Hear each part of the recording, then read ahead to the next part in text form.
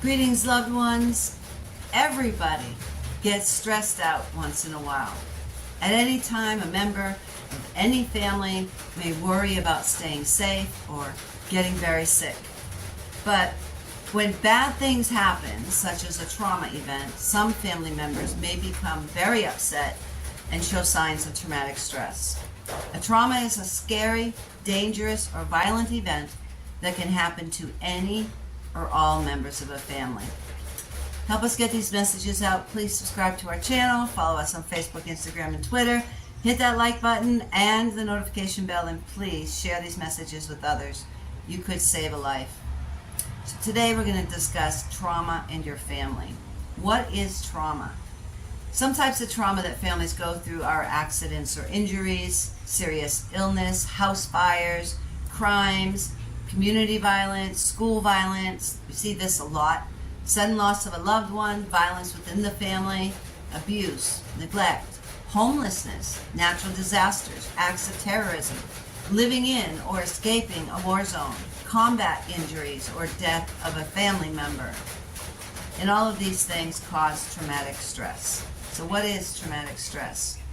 As I said before, everyone gets stressed out once in a while. At any time, a member of the family may worry about staying safe, or they might worry about getting very sick.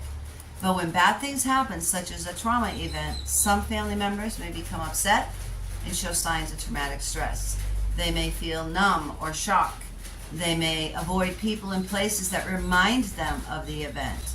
They may have nightmares or strong memories of the event as if they're reliving it. They could be very afraid. They could be angry. They could be sad. They could have trouble sleeping or paying attention. They also probably feel helpless and hopeless. They may be very tired. They may be worn out. They may have aches and pains.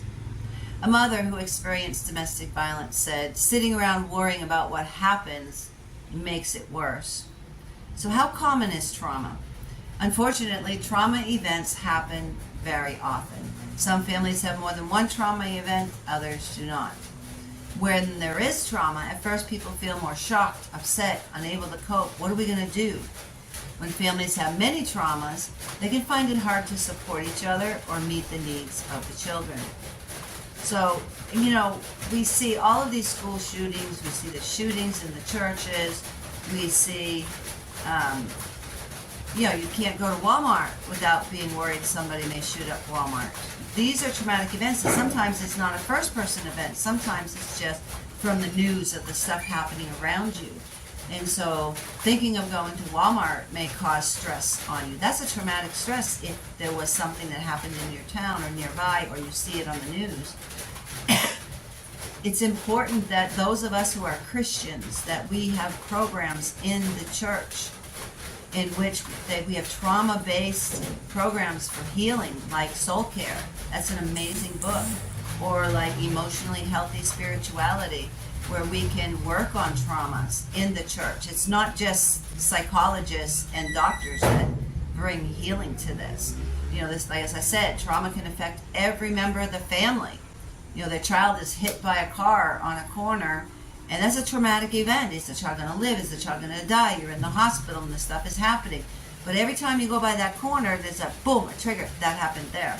I have that happen a lot with me here in Honduras because of all of the stuff that we've dealt with in almost 20 years of being here. We'll drive by a spot and I'll say, "Oh, that's where the car accident happened and the guy died, and we stood there 4 hours waiting for the police protecting the bodies and the stuff from everybody else." Or I hear gunfire, or I can't go out without security just because of what I do. It's not others in the ministry. It's just me because of what I do. I'm a target of different things. And to be in the States and be walking out in a neighborhood, at first it's like, oh, I got to be alert and all around. But then I remember I'm in a safe place. So that's the work that I've done on myself, where I can recognize the stress and then work with it. So each family, they also go through trauma very differently from one another. Some may get closer to each other because they're working together to help and support each other, and they find comfort in wise words of family elders.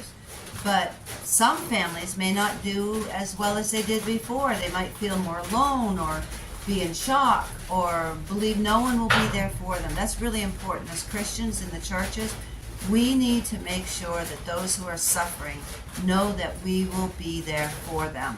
That's one of the biggest things we encounter in the violence against women and children, is that they don't come out of it because they don't believe anyone's going to be there for them, that they're going to be blamed for what happened to them.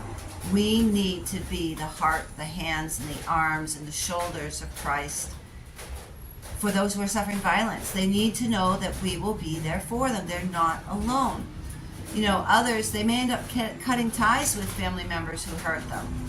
You know, a mother who said she hurt a woman who said that her children were beaten at school by bullies said, when my children hurt, I hurt. And that's the same with me. When my children hurt, I hurt. So the question is, can your family get over traumatic distress? Yes. When families are safe and can care for and support each other, they often can overcome the fears and stress of trauma. And this is why we need to, one of the reasons why we need to have services in the church, trauma-based services for people who are going through a struggle, to help them overcome, to help them be stronger. Some families grow stronger after a trauma event, and then they're able to help others in need. They can then be a part of your trauma team. Of the many ways that you cope and heal from traumatic stress, many families will depend on and count on community support. They're going to need it. Not just psychologists, not just social workers. They need the people in the church to be the hands and the heart and the shoulders of God. I'm going to say this over and over and over again as we talk about traumatic stress. Emotionally healthy spirituality, English and Spanish.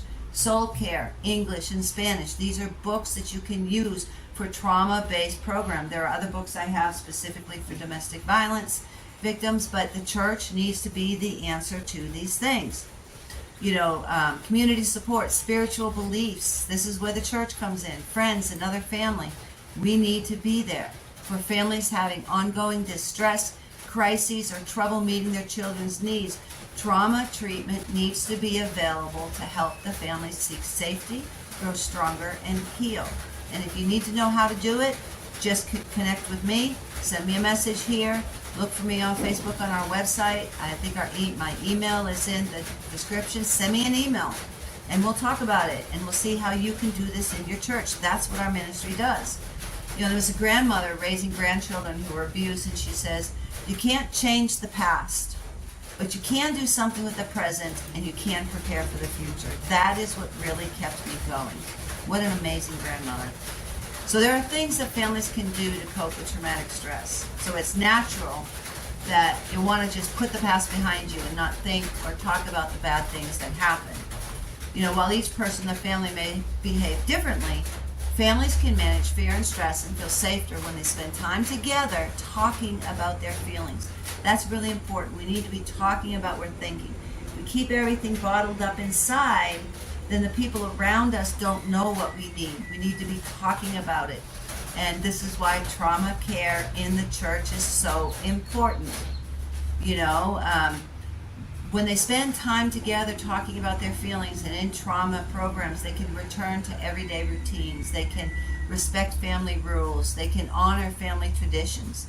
And as I said, some families get better with time and the support of others. Most because God is using others in trauma-based programs within the church to help them deal with this, and they'll get better. But other families, they may need help from trauma treatments. So when seeking help, your family can do this. Talk to a doctor, school counselor, spiritual leader, trauma-based programs in the church about the family trauma event. Find a mental health provider who has helped families overcome traumatic stress. Look for trauma treatments that help all members of the family feel safe, learn about trauma and its effects, cope with difficulties caused by trauma, build on the family's strengths, talk about ways to get the family back on track. All of these things work together.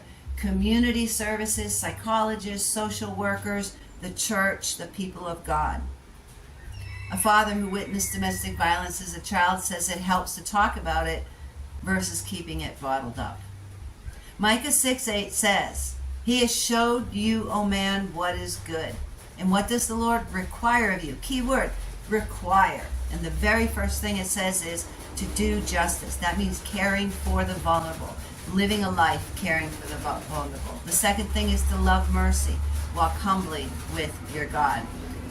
You are called, we are all called to be champions for justice. There isn't anybody who hasn't been called to step into this for another person. It may be for a family member, it may be officially in your church, but we are all called to be champions for justice. I want you to know, if you're suffering violence, there is a way out. It's not your fault. Abuse is not love. You are not alone. And if you are suffering violence, please reach out to someone today. If you find yourself in a dangerous situation, call 911 for help. And if you know of a child or other person suffering violence, tell the authorities. In our next episode, we're going to talk about trauma in children and things that parents can do. Until then, God bless you.